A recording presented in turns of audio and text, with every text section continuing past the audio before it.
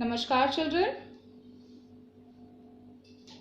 In the continuation of our chapter, today I am going to tell you about the different types of organization structure. First we see that what is the meaning of this term organization structure. So it is the outcome of the organizing process. The organization structure can be defined as the framework within which managerial and operating tasks are performed. It specifies the relationships between people, work, and resources. When the managers are performing organizing function, as organizational structure gets created automatically, which defines the job positions, the authority, responsibility of different employees. Okay, so here you can see that CEO is there and two managers are there. One manager is there who is looking after the production department and another one is looking after the marketing department. Fine, so this kind of organization structure can be there in any of the organization. Now the second part which is there, that is the span of management.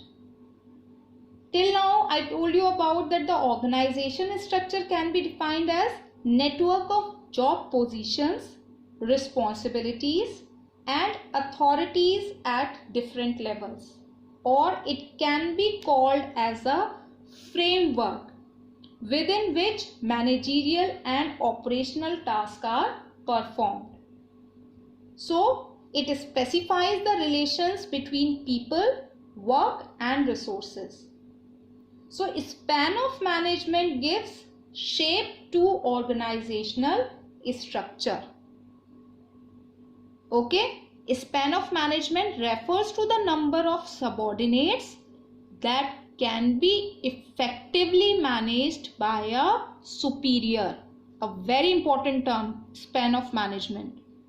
So a proper organization structure is essential to ensure a smooth flow of communication and better control over the operations of a business enterprise.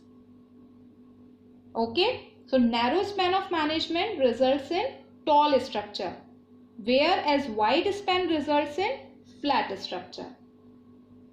So span of management means that how many employees, okay, how many employees can be employees or the subordinates can be effectively managed by one manager, or how many subordinates can be effectively controlled by one superior.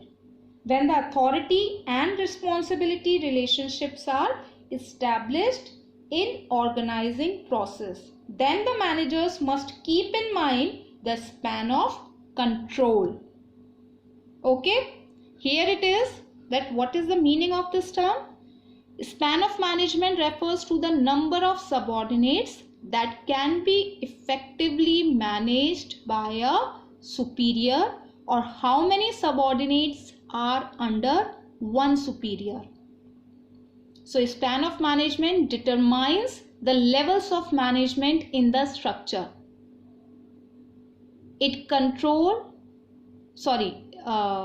Span of control depends upon the capacity and intelligence levels of managers and the employees. Here in the figure you can see that the managing director is there and then directors are there and the different managers are there. Now under production department, under the production manager, how many employees are working? Okay, and those employees can be effectively managed by the production manager. That is known as the span of management or the span of control. So after deciding the span, a scalar chain is developed of all the superiors and subordinates. Because the span of control clearly specifies who has to report to whom. Okay, so a structure organizes properly all the operations of business and ensures better flow of communications. A clear structure makes it easy to check the responsibility of each part of business. A clear idea about the working style of an enterprise can be known from organizational structure.